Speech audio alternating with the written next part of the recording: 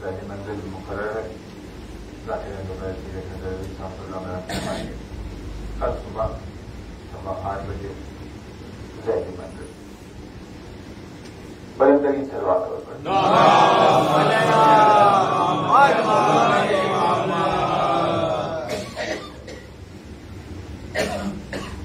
لا حول ولا قوة إلا بالله العلي العظيم أعوذ بالله من الشيطان اللعين الرجيم بسم الله الرحمن الرحيم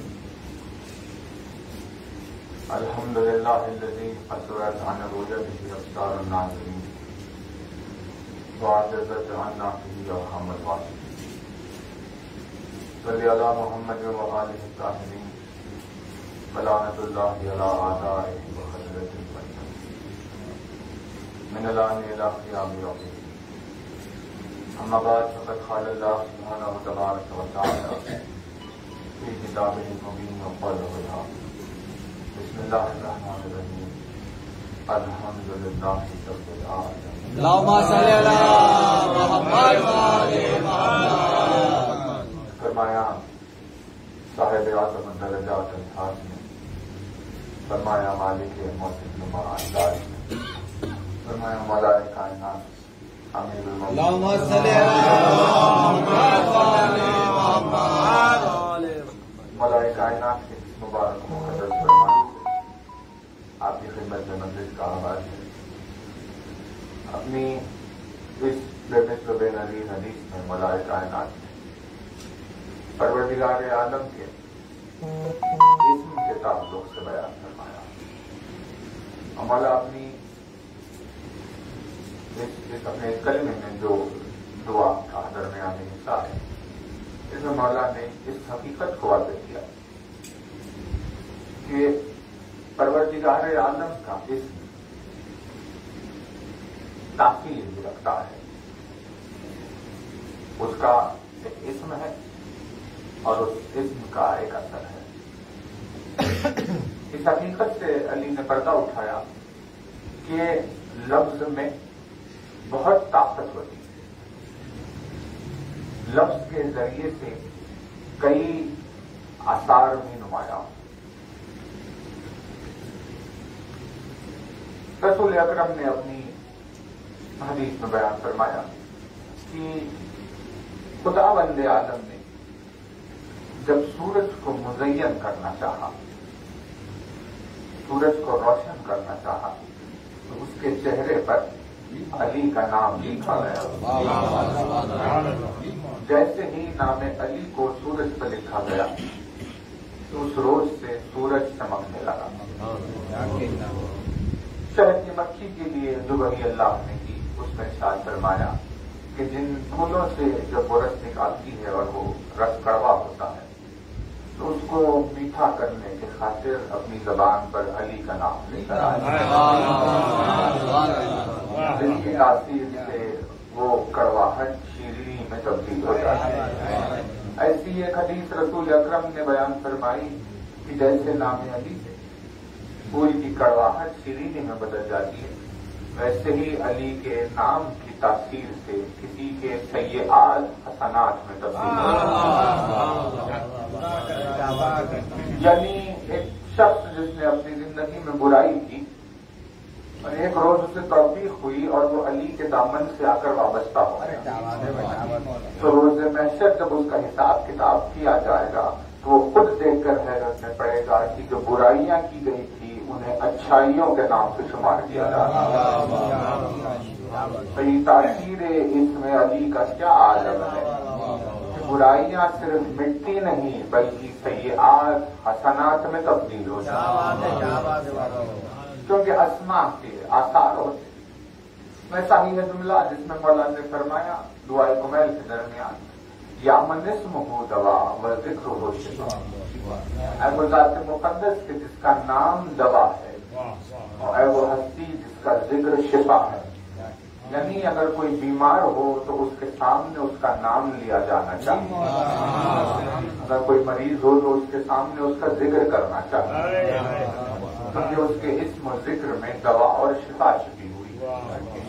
تاثیر اس کی ایسی ہے کہ ظاہر جو بدن نظر آتا ہے اس کی بیماریوں تک محدود بات نہیں کہ کسی کو بخار آ گیا اور اس پر علی کے نام کا ورد کیا گیا اور بخار دور ہو گیا. کوئی بیماری تھی نام علی سے وہ دور ہو گئی. مولا فرماتے ہیں بدن کا بیمار ہونا اتنی سنگین بات نہیں ہے جتنا سنگین دل کا بیمار ہے. کا بدن بیمار ہے اسے شفا مل جائے تو یہ کوئی زیادہ فکر والی بات نہیں. مولا فرماتے ہیں انسان کو پریشان اس وقت ہونا چاہیے جب اس کے دل میں کوئی مرض آ کر گھر کر لے اور اس کا کسی سبب سے دل بیمار ہو جائے. علی کا نام جسمانی بیماریوں کی حد تک محدود نہیں ہے بلکہ علی کے نام سے دل کی بیماریوں کی دوا ہوتی ہے, بیماری قلب کی شفا ہوتی ہے. پروردگار عالم نے اپنی کتاب اور اپنے توفیقات کے لیے اصول بنایا. اب اصول یہ ہے کہ اس نے کہا کہ دیکھو قرآن نور ہے, اس کی آیتیں نور ہے, خداوند عالم کا کلام نور ہے, ہمارا دین نور ہے, یہ ساری چیزیں. اس نے فرمایا لیکن یہ قرآن کا نور کسی کو فائدہ نہیں پہنچائے گا اس وقت تک جب تک کہ اس کے دل میں نور نہ موجود ہو. یعنی کتنی باریک بات ہے. فرمایا یعنی اصول توحید ہے, خداوند عالم کا یہ رول ہے کہ قرآن کے نور سے اسے فائدہ نہیں پہنچتا جس کے دل میں اندھیرا ہو. اسی سبب سے آپ کو نظر آئیں گے سعودی کی زمین پر ہو یا کہیں بھی یہاں ہندوستان میں پائے جائے جو لوگ مسلمان ہیں تو کہتے ہیں کہ ہم مسلمان ہیں اور ان کے دلوں میں اندھیرے ہیں, ہزاروں برس سے قرآن پڑھ رہے ہیں, آج تک بھی دہشت گرد ہی مشہور ہے. آخر اتنی تلاوت کے بعد آپ کی دہشت سے دنیا کو امان کیوں نہیں مل رہی؟ اب وہ اسی لیے کیونکہ قرآن انہیں کوئی ہدایت نہیں دے رہا. کیوں نہیں دے رہا؟ کیونکہ قرآن تو نور ہے لیکن ان کے دل میں نور نہیں ہے کہ جس سے اتصال ہو جائے. لہذا مولا نے فرمایا کہ اس کا نام وہ ہے کہ جو دل میں نور پیدا کر دیتا ہے. اگر دل تاریکی کی بیماری سے بھرا ہوا ہو تو اسے نور کی روشنی سے تبدیل کرنے کے لیے جو نام لینا چاہیے وہ نام علی کا نام ہے. اس سبب سے مومن کی زندگی ان سے کتنی مختلف ہوتی ہے. وہ اس کا نتیجہ یہ دنیا کے سامنے اسی لیے آیا کیونکہ مومن اپنی زندگی کا صبح و شام علی کے تذکرے میں صرف کر دیتا ہے. کیونکہ مجلس میں آیا ذکر علی کیا, اپنے گھر میں گیا ذکر علی کیا, محفلوں اور تنہائیوں میں ذکر علی میں مصروف رہا تو علی کے نام کی تکرار بار بار جو ہو رہی تھی اس سے اس کا دل نور سے روشن ہو گیا. اب اس کے سامنے پوری قرآن کی ضرورت نہیں, ایک آیت بھی اگر آ جائے تو اس آیت کا نور اس کے دل میں بیٹھ جائے. ناموں کی تاثیر ہوتی ہے. اسی لیے مولا نے فرمایا کہ دیکھو بچوں کے اپنے اچھے نام رکھا کیونکہ ان پر نام کا اثر ہوتا ہے. کسی کو کوئی اولاد ہوئی اس نے کچھ نام رکھ دیا علی کا, تو اب جب وہ اس نام میں جو نحوست ہے ساری زندگی اس کے ساتھ رہے. اسی لیے فرمایا احادیث میں آپ کو ملے گا کہ امام نے فرمایا کہ اپنی اولاد کا نام ہمارے ناموں پر رکھو تاکہ ہمارے نام کی تاثیر سے ان کی زندگی میں برکتیں نازل ہو جائیں. یہ اسم کا اثر ہے. پروردگار عالم نے اسماء کے آثار اس کس طرح کا اثر ہوتا ہے. ویسے ہی صبح کے لیے دعائے صبح میں مولا نے فرمایا بھائی اس کا معجزہ کیا ہے؟ کا لفظ فرمایا اس میں اندھیرا ہے. لفظ علی نے کہا اس میں اجالا ہے. ایک لفظ علی نے کہا بیماری ایک لفظ ہے علی دوا. ہم سمجھ رہے تھے بس لفظ ہے. علی نے بتایا روشنی، اندھیرے، بیماری، شفا، دوا، تاریکی، یہ سب کچھ اس کے ساتھ کہیں نہ کہیں آتا ہے. بارہا یہ حدیث آپ نے بھی سنی ہے جس میں مولا نے تکرار کی ماں باپ سے. دیکھو بچوں سے بات کرتے وقت وہ الفاظ استعمال نہ کرو جن میں اندھیرے پائے جاتے ہیں، کیونکہ وہ بار بار بات چیت ہوتے رہتے ہیں تو ان کے دل میں اندھیرے پائے جاتے ہیں. بچوں سے ان لفظوں کے ذریعے سے بات کرو جن میں نور پایا جاتا ہے، تاکہ جب دل میں نور پیدا ہو تو وہ ہدایت کو جلد قبول کرنے کی صلاحیت حاصل کرے. الفاظ ہے. مولا نے فرمایا کہ بھئی صبح در حقیقت میں کسی گفتگو کا نام. ایسا جملہ قیامت خیز ہے. کسی زبان والے نے اب تک یہ اطمینان حاصل نہیں کیا کہ ہاں ہم نے اس کا ترجمہ ٹھیک کیا. دعا صبا کا پہلا کلمہ اللہم یا من دلا لسان الصبا ہے بنطق تبلج. کوشش کی لوگوں نے ایک حد تک کہا بھی ہو نہیں پا رہا ترجمہ.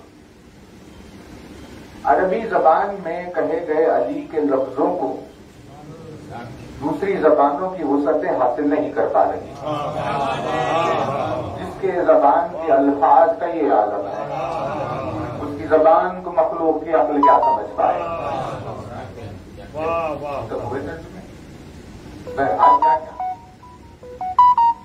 اقرار کیا لوگوں نے کہ سب سے بہترین اردو زبان کی حد تک کا انیس ترجمہ کیا. دعائے صبا کے پہلے کلمے جب خطا کی مسافت شب آفتاب نے اسی کلمے یعنی صاحب حمد ہے وہ پروردگار جس نے صبح کی زبان کو روشنی کے الفاظ سے کھولا.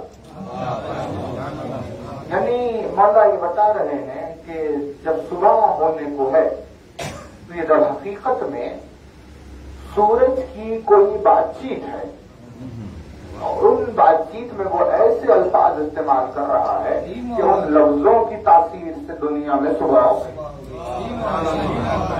آخر کون سا لفظ ہے جس کی وجہ سے دنیا میں صبح ہو رہی ہے؟ تو ہم نے جب تاریخ میں دیکھا تو ہمیں ایک ہستی ایسی ملی کہ جس کے مقدر میں رات ہو چکی تھی، لیکن جب اس نام کے سامنے آ کر کھڑا ہو گیا تو اس کے مقدر میں صبح ہو گئی. اور اب جو اس کے مقدر میں صبح ہوئی تو پھر ایسی صبح کہ اس نے رات نہیں دیکھی. توجہ نہیں کیا. شب عاشور کی اس تاریکی میں غر کی وہ جو زمین کی آواز تھی وہ حسین کی خدمت میں آ کر پہنچا تو صبح عاشور دیکھ لی. اب جو صبح دیکھی تو پھر غر نے کبھی رات دیکھی نہیں.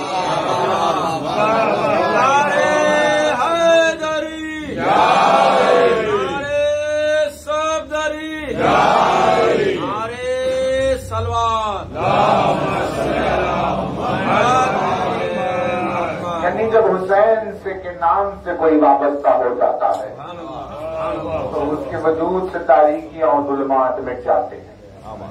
تو یہ ہمیشہ صبح رہتی ہے. اسم کی تاثیر بیان ہو رہی ہے کیونکہ اسم دلیل ہے، اسم اثر رکھتا ہے. دعائے سماعت میں جب دلائل پر گفتگو ہونے لگی، آثار پر گفتگو ہونے لگی، تو سب سے پہلا وسیلہ جو دیا گیا اسم کا دیا گیا. جس اسم کے وسیلے کے ساتھ ساتھ اس کے کیا کیا آثار ہے وہ بھی بیان ہوا. تو کل آپ کی خدمت میں دعائے سماعت کا یہ جو جملہ آیا درمیان، میرے پروردگار میں تجھے تیرے اسم کا واسطہ دے رہا ہوں. وہ اسم جس کا اثر یہ ہے کہ اس اسم کی وجہ سے آسمانوں میں موجود بند دروازے کھل جاتے ہیں. بلندین سلوات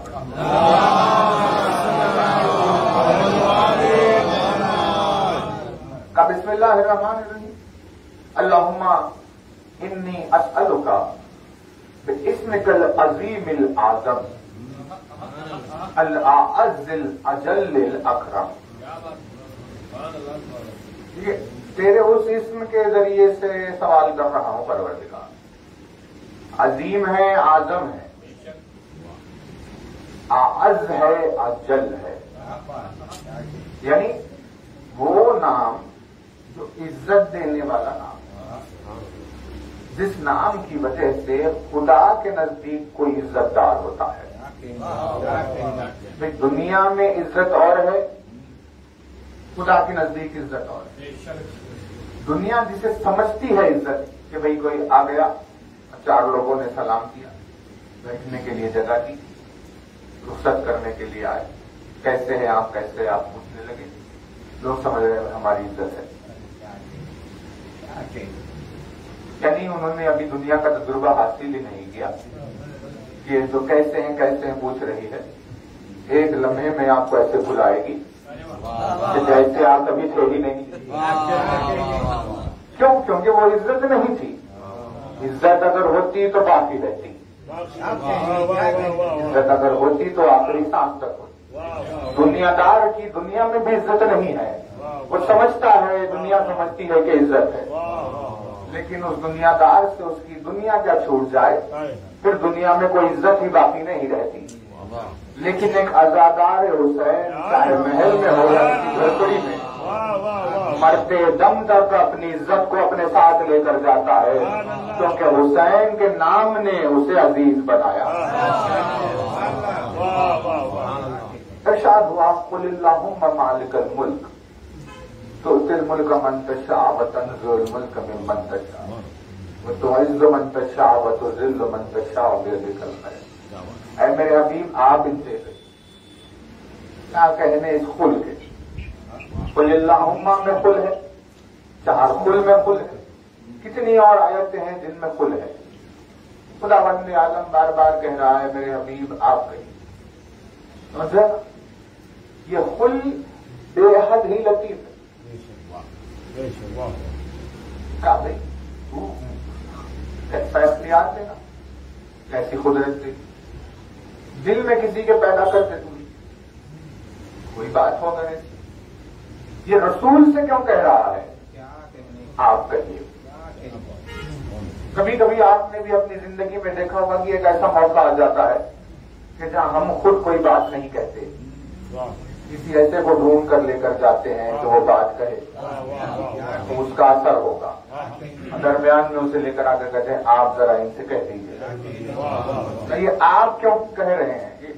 یہ آپ کو کہنے کے لیے کیوں کہا جا رہا ہے؟ آپ خود کیوں نہیں کہتے؟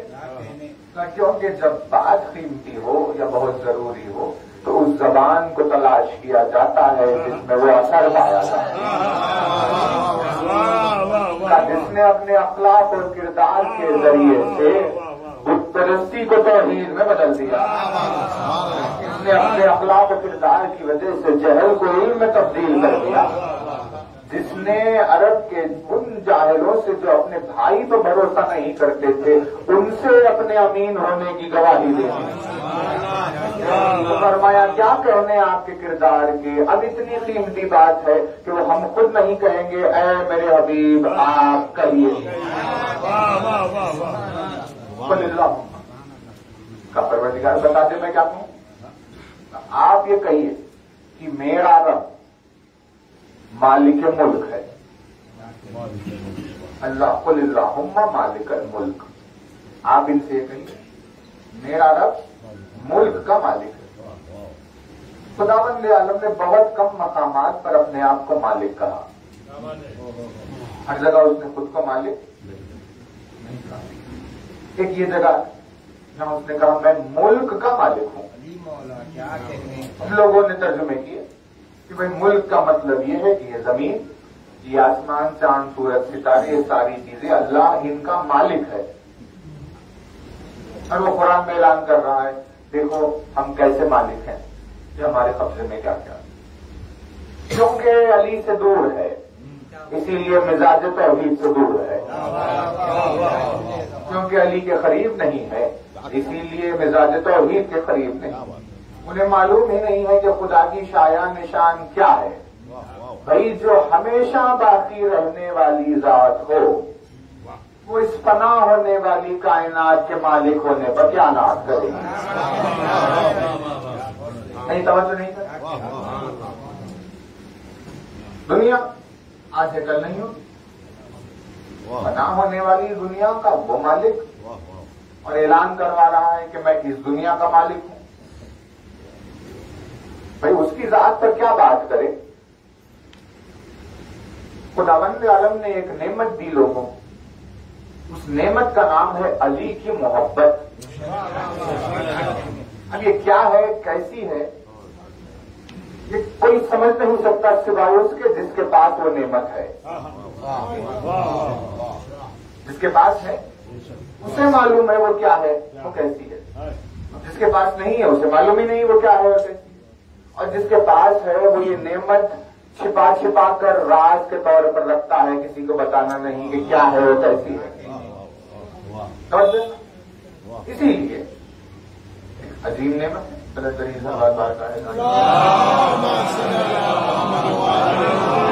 जाए अगर थोड़ा सा करीब तो आने वाले लोगों के लिए जगह बन जाएगी। एक बड़े करीब सलवार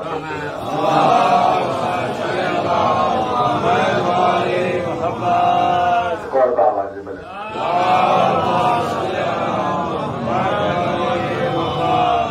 तो खुदावंद आलम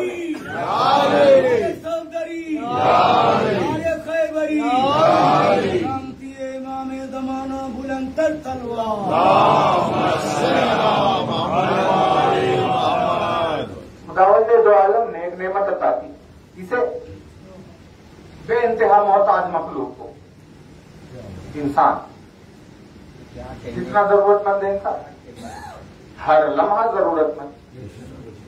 एक सेकंड के लिए हवा गए, मर गया। कुछ खाना नहीं मिला, मर गया। पानी नहीं मिला, मर गया। बदन पर कोई मुसीबत है, मर गया। पूरी जिंदगी सरतापा कदम एहतियाज में भरी हुई, सर से पैर तक मोहताज, गुरूर परवरदिगार आलम का। ये उसकी जहालत की दलील। मोहताजगी और जहालत दोनों एक समय में नजर आती है। बशर है, क्या करे, बशर तो होता ही ऐसा है। लेकिन खुदा ने एक नेमत दी, उस नेमत का नाम है अली की मोहब्बत। जो ही वो नेमत उसके दिल में उतरी, देखते देखते कैफियत बशर बदल गई। और अब वो उस मकाम पर पहुंच गया जहां मलाइका नहीं होते। और ऐसे एहतियाज के बावजूद उसमें यह मिजाज आ गया कि एक अली का चाहने वाला इस दुनिया को ठोकर परखता। अली का चाहने वाला इस दुनिया की बिल्कुल परवाह नहीं करता। जब उसकी मोहब्बत एक बशर में कैफियत पैदा करे, दुनिया की परवाह नहीं करता, तो कैसे मुमकिन है कि खुदा इस दुनिया के मालिक होने का ऐलान करवा रहा हो। तब हमें पता चला कि मुल्क से मुराद आसमान और जमीन नहीं है, बल्कि कोई और चीज है जिसके मालिक होने का वो जिक्र कर रहा है। का जब रोज़ महशर होगा ये सारी चीजें खत्म होगी और कुछ बाकी नहीं रहेगा। हर चीज के फना हो जाने के बाद आवाज गूंजेगी, लिमनिल मुल्कुल यौम। ये बताओ कि आज किसका मुल्क है। अब उनने पूछा परवरदिगार, जब कुछ भी बाकी नहीं है तो तू उस रोज पूछ रहा है कि आज मुल्क किसका है। तुझे तो आज पूछना चाहिए कि बताओ आज मुल्क किसका है। कि आज हम है, दुनिया है, आसमान है, जमीन है, सब है। आज अगर पूछता कि मुल्क किसका है तो आप बोलते तेरा कुछ है ही नहीं, तो तू क्यों पूछ रहा है कि आज मुल्क किसका है। तो जब सब कुछ बना हो गया तो आखिर बाकी है क्या जिसके मालिक होने का वो ऐलान कर रहा है। काबुल्लो मन अले हफान यबका वजह रब्बिका ज़ुल जलाली वल इकराम। सब कुछ बना होने वाला है लेकिन अल्लाह का चेहरा बाकी रहेगा। उसे अपने मालिक होने पर नाज नहीं है कि मैं जमीन का मालिक हूं या आसमान का मालिक। उसने अपने मालिक होने का ऐलान ही इस नाज के साथ किया कि क्या कहने मेरे कि मैं अली जैसी जात का मालिक हूं।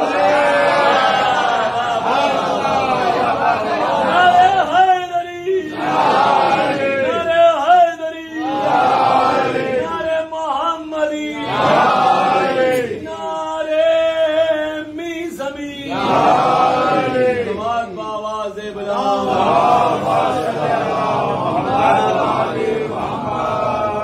ایک مومن اس مقام میں آ کر پروردگار عالم کے ساتھ شریک ہو رہا ہے کہ جس ذات کی وجہ سے وہ اپنے آپ پر ناز کرتا ہے، ایک مومن بھی اپنے آپ پر اگر ناز کرتا ہے تو علی کی محبت کی وجہ سے کہ بھائی میں محب علی ہوں. کہا آپ کہیے ان سے میں ملک کمائے تو کہا مالک، ایک مالک کہا، اس نے کہا مالک یوم الدین، آپ ان سے کہیے کہ میں دین کے دن کمائے. پھر ترجمہ ہوا، قیامت کے روز کا وہ مالک ہے سب کے حساب کرے گا. اب حساب کتاب چل رہا ہے، کھانا کتنا کھایا تم نے، پانی کتنا پیا تم نے، سانس کتنی لی تم نے، لباس کتنے پہنے، کیا کیا کیا، یہ وہ سب کچھ. کوئی بشر بلائے کسی کو گھر پر مہمان، نہیں دیکھتا کہ کتنا کھاتا ہے، کیونکہ یہ کردار اور ظرف کی بلندی کے خلاف ہے. کسی کو خود ہی دعوت دی اور پھر اس کو مانیٹر کرنے لگے کہ بھئی یہ کیا کر رہا ہے. بھائی جب آپ نے پیدا کیا، آپ کھلا رہے ہیں، آپ پلا رہے ہیں، تو پھر وہ ہم سے کیوں پوچھے گا؟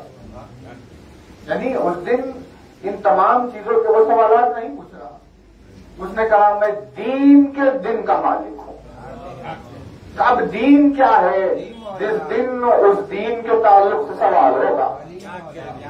کا دین وہی ہے کہ جس کا جب اظہار اعلان ہوا تو ہم نے کہا ہاں دین پورا ہو چکا. اسی لیے رسول اکرم نے فرمایا کہ دین بھی علی ہے اور اصل دین بھی علی ہے. یوم الدین اس دن کو کہتے ہیں جس دن علی کے تعلق سے پوچھا جائے گا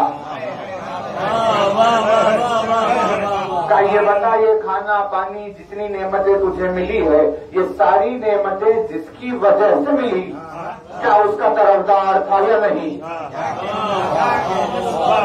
تقاضۂ عقل میں سوال بھی آ رہا ہے. یوم الدین، اس نے کہا میں دین کے دن کا مالک ہوں. مالک ایسے ہی. اب اعلان تو آپ نے کیا، مالک ملک سب کیا کریں، کہیے بھی کہیے. تو تل ملک کا منتشا تنزل الملک من منتشا، تو عز و منتشا و تو ذل و منتشا. یہ قرآن کی آیت کا سینٹنس ایسے آیا ہے جیسے انگلش میں میچ دا فالوئنگ کے اعتبار سے الفاظ آتے ہیں. اگر ایک سیریز بن رہی ہو تو ہے نا، ایک لفظ پہلے، ایک 4 لفظ پہلے، پھر 4 لفظ بعد میں. اب یہ حساب کون کرے، اتنا وقت صرف کون کرے؟ تو لہذا انہوں نے طریقہ نکالا کہ یہ 4 لکھیں گے، پھر بعد میں وہ 4 لکھیں گے، پھر لاسٹ میں لکھ دیں گے ریسپیکٹیولی. تو جو ہی اس ریسپیکٹیولی کو دیکھا وہ سمجھ گیا کہ ہاں یہ پہلا والا پہلے کے لیے، یہ دوسرا والا دوسرے کے لیے، یہ تیسرا تیسرے کے لیے، چوتھا. اب اگر 1000 رہیں اگر تو وہ سمجھ جائے گا کہ 700 والا 700 کے لیے، 800 والا 800 کے لیے، کیونکہ ریسپیکٹیولی لکھا ہوا ہے. اسی انداز میں آیت نازل ہوئی اور اس نے کہا جسے چاہوں ملک عطا کروں، جس سے چاہوں ملک چھین لوں، جسے چاہوں عزت دوں، جسے چاہوں ذلیل کر دوں. تو اس ریسپیکٹیولی سے ہمیں پتا چل گیا کہ خدا نے جسے ملک عطا کیا اسے عزت دے دی اور جس سے ملک چھین لیا اسے ذلیل کر دیا. کیونکہ ملک خود ذات مقدس کا نفس ہے، اسی لیے جس کو اس نے علی کی محبت دی وہ خود عزیز ہو گیا اور جس نے اسے اس نام سے محروم رکھا وہ ذلیل ہو گیا. اس لیے اس نے کہا کہ پروردگار میں تیرے اس اسم کے ذریعے سے سوال کر رہا ہوں جو عزت کو تقسیم کرتا ہے، جس میں کرم و جلال ہے. یعنی ایک اسم کے اتنے اوصاف ایک ہی ساتھ بیان کا 5 ہی اوصاف: عظیم الاعظم، الاعز الاجل الاکرم. یہ 5 صفات کے بعد پھر 5 صفات بیان کہ تیرا وہ نام کہ جس کے ذریعے سے آسمانوں کے بند دروازے کھل جاتے ہیں. اور اس کے آگے کہا کہ تیرا وہ نام جو کیسا کہ وَإِذَا دُعِيتَ بِهِ عَلَى مَذَائِقِ أَبْوَابِ الْأَرْضِ لِلْفَرَجٍ فَرَجَتْ. تیرا وہ نام جس نام کے ذریعے سے اگر زمین کے طبقات کو کھولا جائے پھر نام کی تاثیر سے وہ طبقے کھل جاتے ہیں. سمجھ لیں؟ آسمان کی بلندی پر اگر پہنچنا ہو تو اس کا نام، زمین کے طبقات میں دیکھنا ہو تو اس کا نام. آسمان بھی اس نام سے کھلتا ہے، زمین بھی اس نام سے کھلتا ہے. کیونکہ ایسا ایک واقعہ درمیان میں آیا جس میں آسمان کے دروازے کھلتے رہے یہاں تک کہ رسول آسمانوں کی بلندی پر گئے. اور واقعہ ہوا معراج نبوی کا. سارے دروازے کھل گئے آسمان، معراج پہ جا کے آئے. ارشاد ہوا سبحان الذی اسری بعبدہ لیلا من المسجد الحرام الى المسجد الاقصی الذی بارکنا حولہ لنریہ من آیاتنا. قابل تسبیح ہے وہ جو اپنے عبد کو لے گیا رات میں رات کے سفر پر. بے قرآن نہیں، ایک ایک لفظ کے معنی ہے، زیر و زبر کے معنی ہو. اسرا ہے رات میں جانا اور لیل ہے رات کا. اسرا بعبدہ لیلم، جس نے اپنے بندے کو رات میں رات کے وقت بلایا. رات کے وقت رات میں بلایا، دو بار رات. ابھی جہاں سے وہ دیکھ رہا ہے وہاں سے تو پوری زمین پر بھی ایک ساتھ رات نہیں ہوتی. یہاں دن ہے کہیں اور رات. اب جو وہاں رات ہے تو یہاں دن ہے. پوری زمین پر ایک ساتھ رات ایک بار بھی نہیں ہے. اب وہ کہہ رہا ہے دو بار رات. تو آخر اس 2 بار رات کی تکرار کے معنی کیا ہوئے؟ اس نے رات کی تکرار اسی لیے کیونکہ یہ دن اور رات کی رات مراد نہیں ہے. رات کو رات اسی لیے کہتے ہیں کیونکہ وہ چیزوں کو چھپا دیتی ہے. بھائی دن میں سب کچھ صاف صاف دکھ رہا ہے لیکن رات میں کچھ نہیں دکھتا. اسی لیے پردے کو رات سے نسبت دی جاتی ہے کہ رات ہو گئی یعنی پردہ ہو گیا. پردہ ہوا تو دکھائی نہیں دینا اور جا دینا. کیونکہ اس رات اس نے اپنے نبی کو ایک بے حد پردے میں پوشیدہ بات بتانے کے لیے بلایا اور کسی ایک صاحب پردہ کی بشارت کے لیے بلایا. اس کے پردے کی تاثیر کے لیے کہا رات اور رات. اب کون سا پردہ تھا دنیا کو سمجھ میں نہیں آیا، لیکن اس وقت آیا جب اس نے یہ کہا کہ یا علی میری وصیت ہے کہ میرا جنازہ رات میں اٹھے. کہا ایسے کیوں؟ کہا اسی لیے کیونکہ میں جب میرا آنا رات میں ہوا تھا تو میرا جانا بھی رات میں ہوگا. کہا سبحان الذی اسری بعبدہ، رات میں چلا اور سفر شروع ہوا معراج کا. اب وہی تصور دیکھیے، یہ آسمان اوپر جو ہمیں دکھائی دیتا ہے اسے کہتے ہیں ابزرویبل یونیورس، یعنی وہاں تک جہاں تک ہم دیکھ سکتے ہیں. اب نہ جانے اس کے بعد کیا ہے. تو اس ابزرویبل یونیورس کا سائز ہے 92 بلین لائٹ ایئر. یہ کیسا ہے؟ دیکھیے کبھی ایسا ہو، اب وہ تو ہو نہیں سکتا ہم، لیکن یہ ہو سکتا ہے کہ کبھی کسی میدان میں پہاڑیوں پر دور دراز بہت دور آپ کو اپنا گھر چھوڑنا ہوگا، شہر چھوڑنا ہوگا، کہیں دور چلے جانا اور بے انتہا بڑے کسی میدان یا پہاڑیوں اور صحرا میں اگر آپ جا کر کھڑے ہو جائیں، اطراف میں گھوم کر اگر اس کی وسعت دیکھیں تو آپ کو ایسے لگتا ہے جیسے پوری دنیا میں ہم اکیلے ہیں. دنیا کا چھوٹا سا حصہ اتنا وسیع. آپ کہیں بھی چلے جائیے، شہر کے باہر نکل گئے تو آپ کو वीराने मिलने शुरू हो जाएंगे। और ऐसी कोई वादी में गए, मैदान में कोई भी नहीं रखेगा। इतनी बड़ी जमीन है, जिस आसमान का observable size 92 billion light years है, उसकी वसअत का क्या आलम होगा। ये था जो आंखों से दिखाई दे रहा है। अब जो आंखों के आगे है वो क्या है? 7 आसमानों के सफर को तय करके आए। कितने वाकयात दरमियान में हो गए हो? तो यहां से आप 1 किलोमीटर अगर जाके आए तो 2-4 वाकयात हो जाते हैं। जो 92 बिलियन ईयर्स जाकर आ जाए, उससे आगे 7 आसमानों और खाबा फसेना और अदना तक जाके आए, कितने वाकयात नहीं हुए होंगे।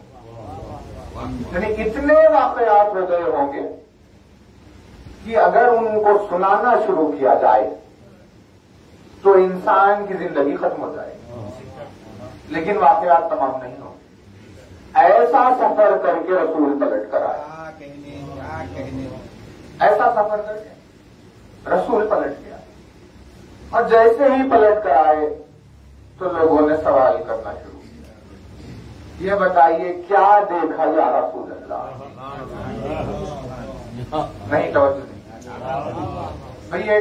50 किलोमीटर अगर आप जाके आए तो 1000 चीजें देखने में आ जाती है।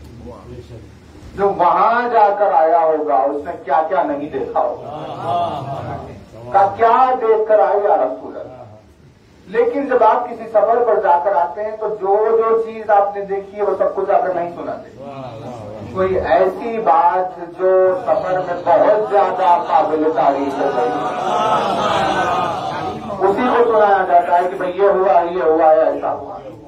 तो जब रसूल से पूछा गया कि मेराज की बुलंदी पर आप क्या देख कर आए, तो रसूल ने कहा भाई जो भी है देखा वो हमने देखा, अब उससे तुमसे क्या मतलब, लेकिन इतना जान लो कि हमने जहां जहां देखा एक शहर अली को देख कर आए।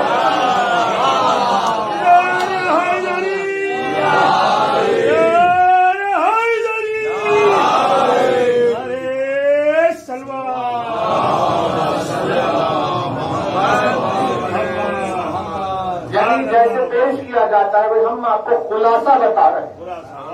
अब पूरा सफर कौन सुना है? तुम्हारी जिंदगी नहीं उतनी वो पूरा सफर सुनने, लिहाजा खुलासा सुन लो कि मेराज पर अली को देख के आए।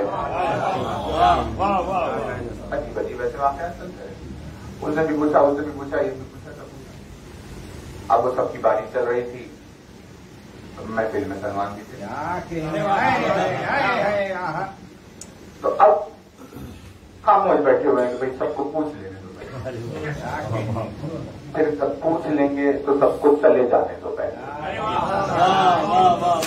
इनकी मौजूदगी में मैं पूछ नहीं सकता। अगर इनकी मौजूदगी में मैं पूछ लूं तो मुझे बताया भी नहीं जाएगा, क्योंकि एक है मेरा सीना जो बर्दाश्त करे, वरना उसके अलावा ये दूसरे क्या बर्दाश्त करे। लिहाजा अपनी हिम्मत के एतबार से जब सब गए तो सलमान ने पूछा कि ये बताइए या रसूल अल्लाह कि आप मेराज पर क्या देख के आए? अब अजीब बात है। सलमान जैसा आगे को समझता, जब से तो सुन रहे थे तुम सलमान बैठकर, अब फिर आखिर तुम क्या पूछ रहे हो? कहा ये तो रसूल ने उनके एतबार से बता दिया, क्योंकि जब अली की मोहब्बत में कोई डूबता है उससे फजाइल अली में खुलासे नहीं चाहिए होते हैं, तो तफसील होनी चाहिए। अब बताइए तफसील से कि क्या हुआ, है ना? ये मिजाज है तफसील का। अब क्या करें लोग मजालिस पर अगर इतराज करते हैं, अब भाई जिसके अब क्या करें, क्योंकि कहने से कुछ नहीं होता, जो एहसास होता है समझने का वो और होता है, अल्फाज और होते हैं। सिमट करा नहीं सकते, खुलासे से काम चलता ही नहीं, तफसील का।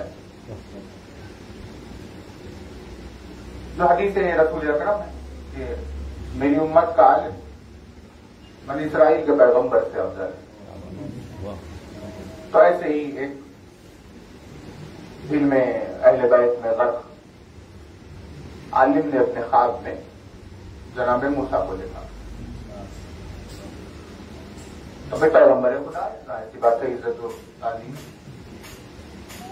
اب خواب میں بات چیت شروع ہوئی تو انہوں نے پوچھا ان سے، موسیٰ نے پوچھا آپ کا نام کیا ہے؟ تو انہوں نے کہا میرا نام یہ ہے، ابن یہ ہے، ابن یہ ہے، ابن یہ ہے. 4-5 کچھ بیان. تو موسیٰ نے کہا بھئی آپ کیسے عالم ہیں جتنا آپ نے پڑھا لکھا؟ ہم نے پوچھا آپ کا نام کیا ہے اور آپ تفصیل بیان کر رہے ہیں. تو جب موسیٰ نے یہ کہا تو یہ مسکرانے لگے. موسیٰ نے پوچھا آپ کیا مسکرا رہے ہیں؟ کہا اب آپ نبی خدا ہے، آپ سے کہتے ہیں آپ ہمارے تفصیل والے سوال پر اعتراض کر رہے ہیں، لیکن ہماری نظروں میں بھی ایک واقعہ ہے ایسا. کہا کیا ہے وہ؟ تو جب آپ پہنچے تھے طور پر خدا نے پوچھا تھا یہ تمہارے ہاتھ میں کیا ہے موسیٰ؟ تو آپ نے کہا یہ میرا عصا ہے، اس سے میں پتے جھاڑتا ہوں، اس سے میں تکیا بنا لیتا ہوں، اس سے میں بھیڑ بکریوں کو آگے بھگاتا ہوں، یہ سارے کام اس سے لیتا ہوں اور کئی ساری چیزیں کرتا ہوں. خدا نے تو پوچھا تھا کہ ہاتھ میں کیا ہے، آپ صرف کہہ دیتے عصا ہے. یہ ساری تفصیل آپ نے کیوں بیان؟ رسول اکرم نے ایسے تھوڑی نہ کہا کہ میری امت کا ایک عالم بنی اسرائیل کا پیغمبر ہو. علی کی محبت جس سینے میں غرق ہے وہاں انبیاء بھی سوچ سمجھ کر بات کرتے ہیں.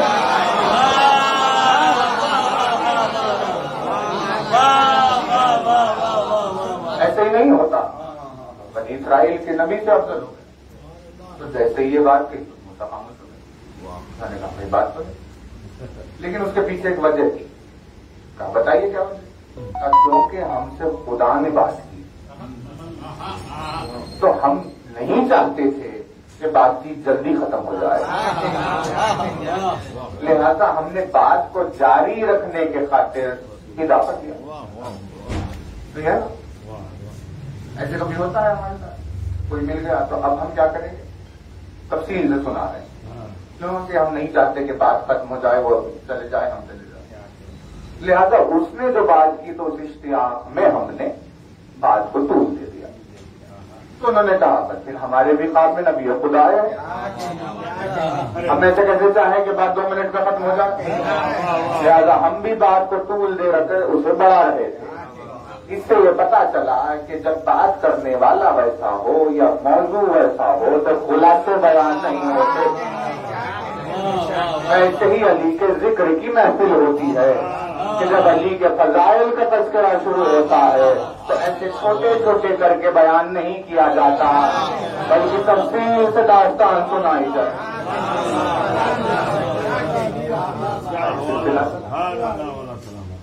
تو ویسے ہی سلمان نے کہا بھائی اب ان کے سامنے تو خلاصے ہو رہے ہیں، اب ہمیں تو چاہیے تفصیل. سب کے جاننے کے بعد پوچھا کیا دیکھا یار؟ تو رسول اکرم نے کہا ہم تمہیں بتاتے ہیں کیا ہوا. ایک اسم اعظم تمہیں سکھائے دے رہے ہیں سلمان. یہ اسم لے جاؤ اس پتھر کے نیچے بیان کر دو اور پھر آ کر بتانا ہمیں کیا ہوا. سلمان نے کہا ٹھیک ہے یار. وہ جو رسول نے ان سے کہا لے کر چلے گئے اور پتھر جہاں جو مقام تھا وہاں پہنچ گئے اور اس کے نیچے وہ بیان کیا. اب جو بیان کیا تو دیکھتے ہی دیکھتے زمین میں راستہ بننے لگا اور سلمان نے دیکھا کہ بھائی نیچے اترنے کے لیے سیڑھیاں بن گئی. اس کا اس میں آدم سے تو عجب تاثیر ہوئی. اب دیکھا کہ یہ تو راستہ کہیں جاتا ہے. سلمان نے کہا دیکھتے ہیں تو کیا ہوتا. اب جو اترے نیچے اور جو دیکھا تو پہنچ گئے ایک شہر میں. اب اس شہر میں پہنچ کر سلمان جانے لگے.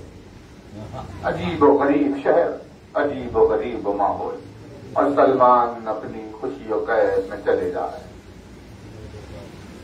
ہوتے ہوتے جب شہر کے اندر داخل ہو گئے، بہت ساری چہل پہل ہو رہی تھی۔ ایسے ہی سلمان نے جاتے جاتے جب ایک دم سے غور کرنا شروع کیا تو سلمان نے دیکھا کہ سارا شہر جو آ رہا ہے وہ علی ہے، جو جا رہا ہے وہ علی ہے، ادھر دیکھتے ہیں تو علی ہے، ادھر دیکھتے ہیں تو علی ہے۔ سلمان پڑ گئے حیرت میں، یہ میں کہاں گیا؟ اب دیکھیے ایک واقعہ ہے اس شہر کا، بہت ہی نازک ہے، لیکن پولیس رات خداوند عالم نے بنایا کہ بھئی یہ علی کے نام سے وابستگی رہے گی تو پار ہوگا، ورنہ تو تم نیچے گر جاؤ گے۔ چلتے چلتے دیکھا ایک منظر کہ کسی دکان پر بیع ہو رہا تھا، کوئی کچھ خرید رہا تھا اور دکان میں جو ہے وہ کچھ بیچ رہا تھا۔ پہنچے قریب سلمان کو دیکھا، خریدنے والا بھی علی ہے اور بیچنے والا بھی علی ہے۔ کا بات چیت چل رہی ہے خرید و فروخت کی۔ اب کیونکہ اس چہرے علی سے یہ مانوس تھے، سلمان نے پوچھا کیا بیچ رہے ہیں یا علی؟ تو کہا نفس بیچ رہا ہوں۔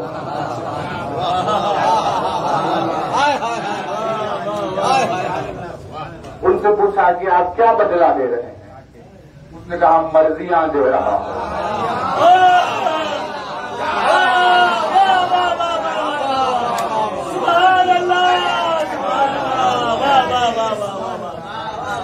نفس بیچ رہا ہوں، مرضیاں لے رہا ہوں۔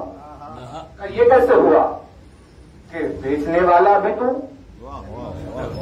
خریدنے والا بھی تو، نفس دے اور مرضیاں لے لے، یہ کیسے ہو سکتا ہے؟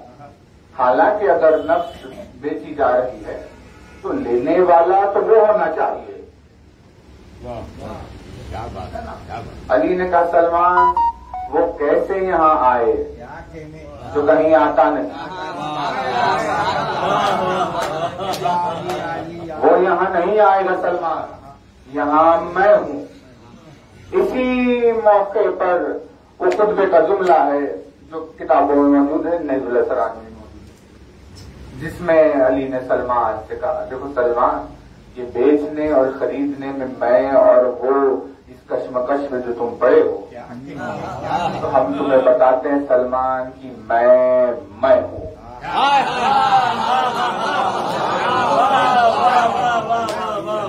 علی نے کہا انا میں ہوں سلمان، اور میں ہی میں ہوں۔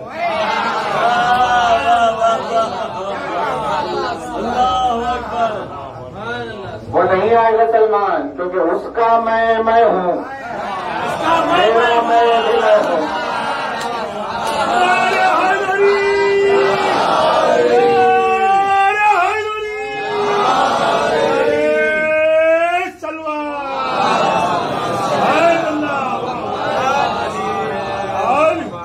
بھئی یہ ہے نا توجہ رہے آپ کی، دیکھیے لفظ انا کی تاثیر ہے، خاصیت۔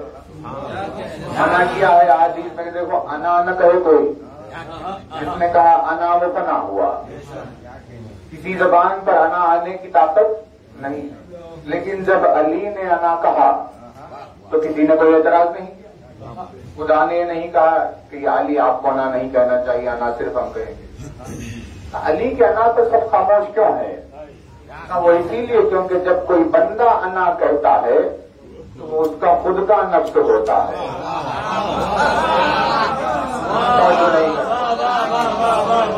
بندہ جب انا کہتا ہے تو اس کا خود کا نفس ہوتا ہے، لیکن اگر علی انا کہے تو نفس اللہ کا نفس ہوتا ہے۔ اسی لیے کہا تو اس کا میں ہے وہ میں ہوں، میرا میں ہے سلمان وہ میں ہوں۔ اب واقعات ہوئی، وہ ساری چیزیں کہا بھائی ٹھیک ہے، اب جانے لگے انہوں نے، تو دیکھا کہ بھئی اذان کی آواز آئی، اب جو اذان کی آواز آئی تو سب جانے لگے مسجد کی طرف. سلمان نے کہا کہ ٹھیک ہے ہم بھی چلتے ہیں, اور سلمان بھی اس مسجد میں پہنچ گئے. اب جو صفیں جمنے لگی تو سلمان نے دیکھا ساری صفوں میں علی نماز پڑھ رہا, اور سامنے پڑھنے والا بھی علی نماز پڑھا رہا. مسجد نمازیوں سے بھر گئی. اب سلمان نے کہا بھائی ایسی نماز کسی کو کہاں نصیب ہوتی. لہذا جب سب بن گئی تو مسجد جب بھر گئی تو دیکھیے جب باجماعت نماز ہوتی ہے تو ہر ممکن کوشش یہی ہوتی ہے کہ سب میں کھڑے ہو جائیں,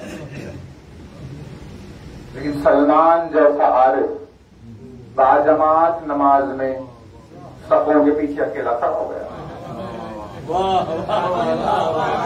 ساری صفیں سامنے جمی ہوئی ہے, سلمان پیچھے اکیلا کھڑا ہوا ہے, ایک ہی صف پوری صف میں. نماز شروع, نماز سلمان نے بھی ادا کی, ساری نماز ہوئی, اور پھر جب جانے لگے تو سلمان پلٹ کر اوپر واپس زمین پر آئے. اب جو پتھر رکھا پھر زمین بند ہو گئی. آئے رسول کی خدمت. رسول اکرم نے پوچھا گئے تھے سلمان کہاں گئے, کیا ہوا کچھ بتائیے. معراج رسول کے سوالات پوچھنے کے لیے سلمان پہنچے.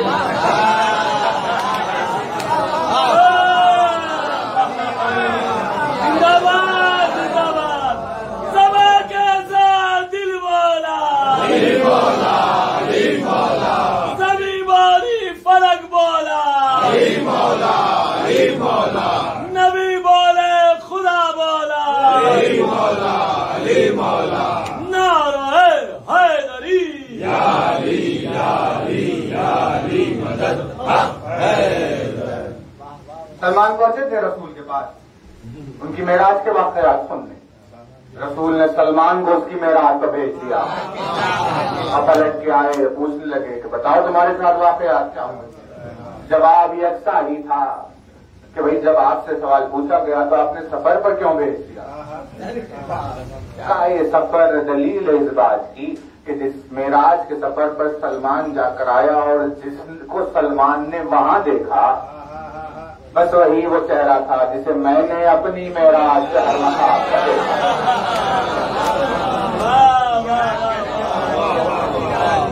اب پہلے جو واقعات تو اس میں ہوتے ہوتے ہی مسجد کا واقعہ.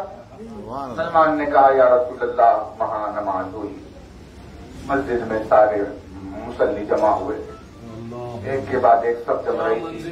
میں نے دیکھا کہ ساری صفوں میں بس علی کھڑے ہوئے تھے, سامنے نماز پڑھانے والا بھی علی.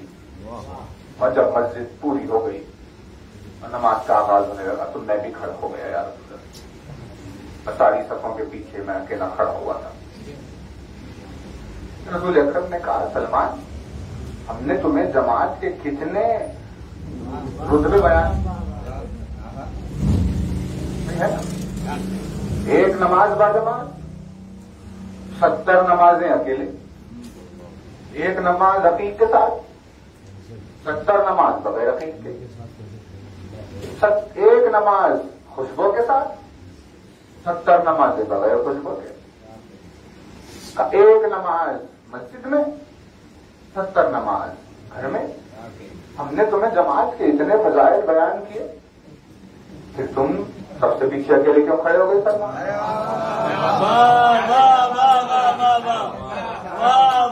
عارف اسی کو تو کہتے ہیں جو سنت اور واجب میں فرق سمجھتا ہے.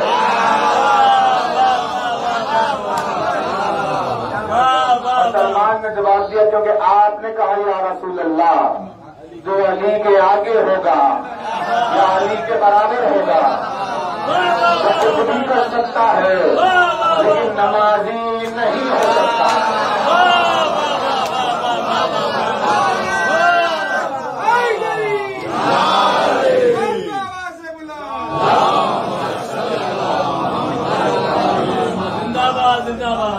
کیونکہ ہمیں نماز کی ادائیگی کرنی تھی لہٰذا میں پیچھے کھڑا ہو گیا. کا کیا کہنے سلمان. پیچھے اکیلے کھڑے بھی ہوئے، ثواب باجماعت نماز کا لے کر آیا. دعا کیا تمام دعا سماعت نے کہا میرے پروردگار میں تجھے تیرے اس اسم کا واسطہ دے رہا ہوں کہ جو اگر زمین پر بیان کر دیا جائے تو وہ اپنے طبقات کو کھول کر رکھ دے گی.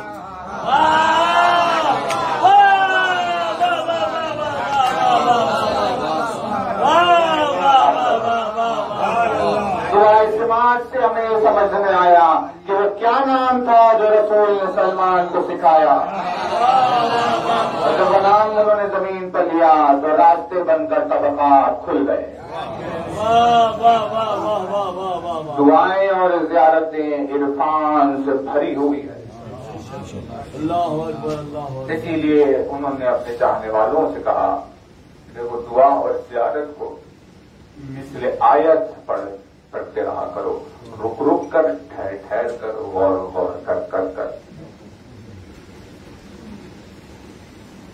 بس دیکھیے مجلس تمام ہے لیکن اس کا باطن بھی ہے. 5 جملے توجہ رہے.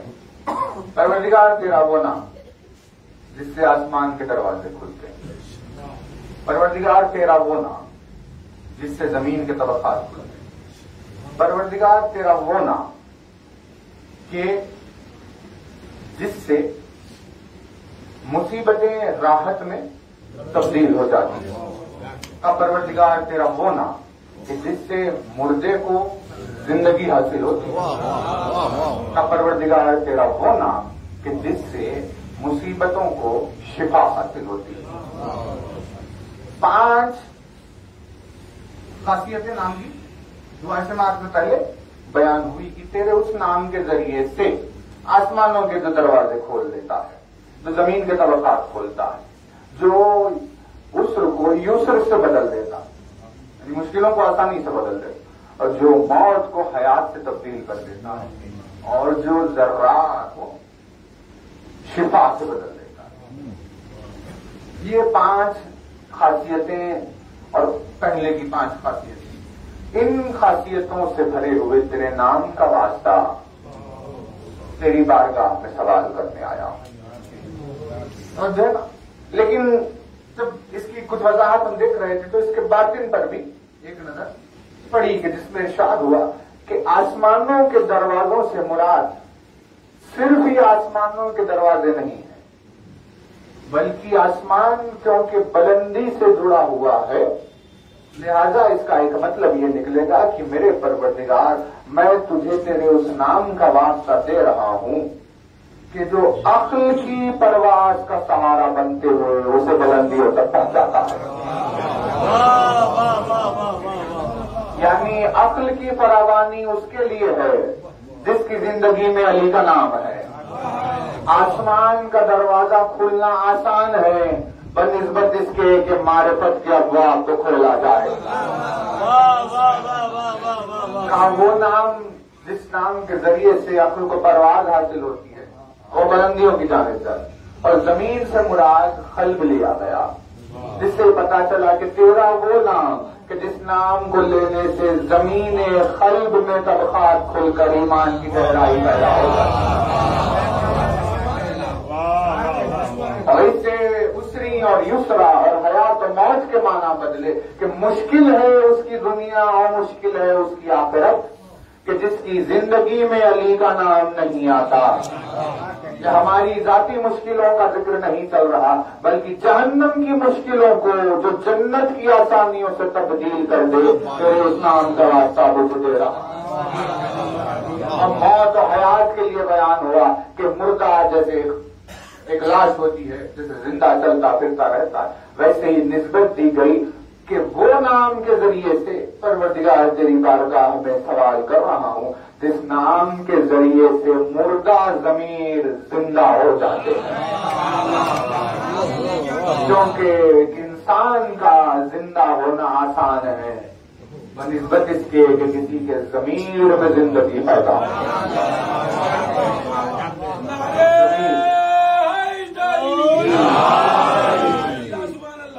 ضمیر اگر مردہ ہو تو انسان کا زندہ ہونا بھی کوئی فائدہ نہیں ہے. اسی لیے مولا نے فرمایا کہ بدن کی زندگی سے کہیں زیادہ ضمیر کی زندگی ہوتی ہے. جب جیسے ہی اس نام سے آ کر مس ہوا ان کے مردہ ضمیر میں زندگی پیدا ہو گئی.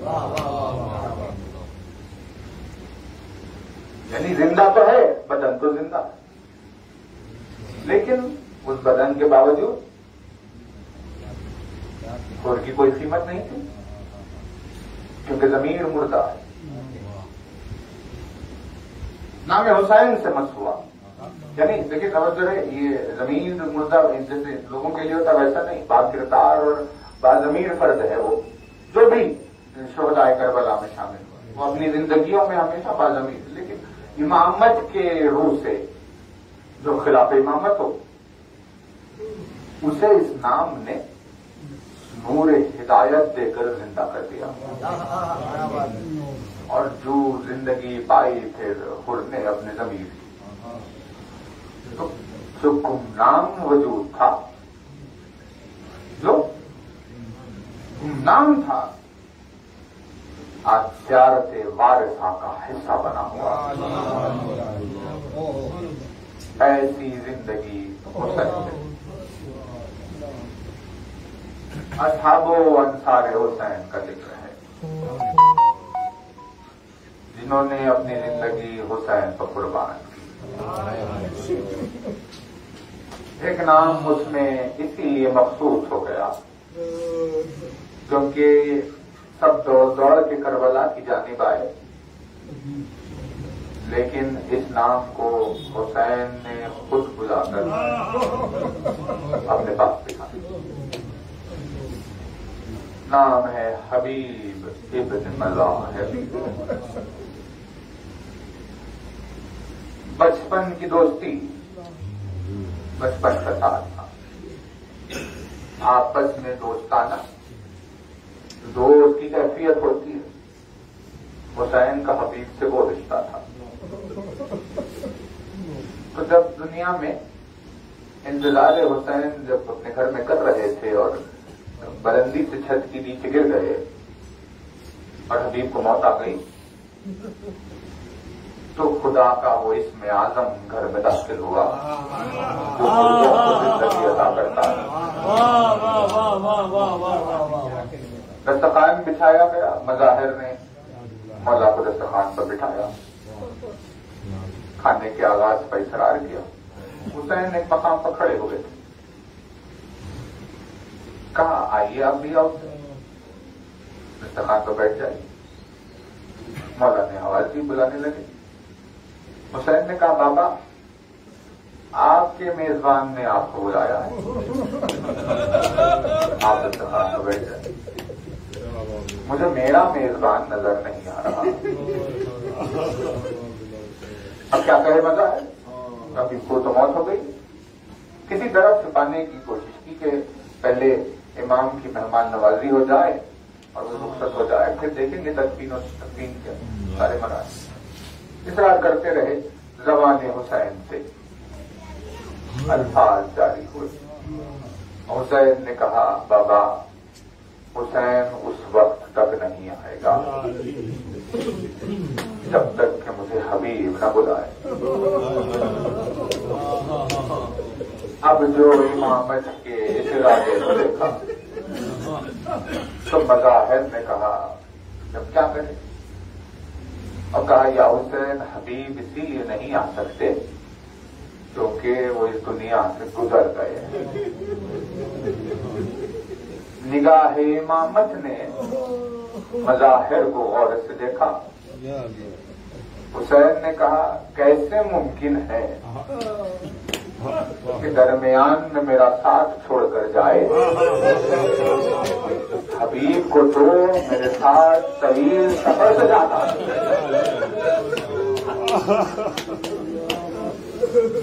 اور کمرے میں اس گوشے میں آئے اور حبیب کو آواز دی کہ اے ناصر مظلوم کربلا. تجھے حسین آواز دے رہا ہے، اٹھ کر کھڑا ہو جا۔ حبیب اٹھے اور حسین نے سینے سے لگایا، کہا حبیب تو ایسے نہیں جا سکتا، ہمارا سفر بہت طویل ہے، مجھے میرے ساتھ رہنا ہے، روز محشر تک ہمارا ایک مقام ہونے والا۔ سینے سے لگایا۔ وہ شہید کربلا جسے دوبارہ زندگی ملی تاکہ کربلا کے میدان میں آئے، جسے حسین نے خود خط لکھ کر اپنی جانب بلایا، اور اس رتبے کو پہنچ گیا کہ آج زائر جب زیارت حسین کے لیے جاتا ہے تو ایک پہلو میں مزار علی اکبر اور ایک پہلو میں حبیب ابن مظاہر ہے۔ کیا رتبہ تمہیں حاصل ہو گیا ہے حبیب؟ یہ بتاؤ کیا کوئی ایسی خواہش رہ گئی تمہاری زندگی میں کہ جس کے لیے تم دوبارہ زندہ ہونا چاہتے ہو؟